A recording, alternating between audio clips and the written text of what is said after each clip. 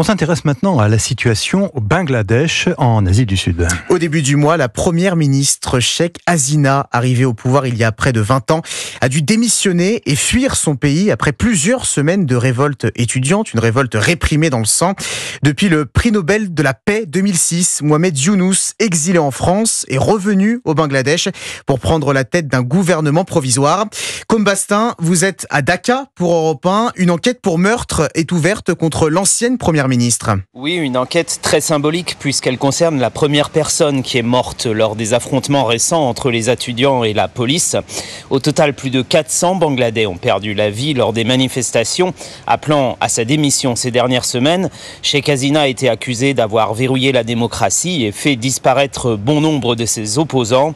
Elle a finalement fui vers l'Inde. Depuis, les étudiants savourent le retour de la liberté. Dans la capitale Dhaka où je me trouve, ils assurent même la circulation automobile alors que la police revient timidement dans les rues. Mohamed Younous est célèbre à domicile pour sa banque Grameen qui accorde des prêts aux plus défavorisés et dans le monde pour son prix Nobel. Il fait pour l'instant figure d'homme providentiel. Il a été plébiscité par la jeunesse à la tête d'un gouvernement temporaire chargé de préparer des élections libres. La situation reste tendue ici au Bangladesh alors que des familles de disparus et les étudiants réclament des enquêtes sur les 15 ans de règne de Sheikh Hasina, mais que le processus de réconciliation s'annonce complexe.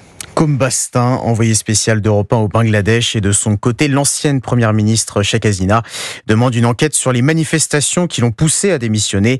Elle appelle les Bangladais à descendre dans les rues demain.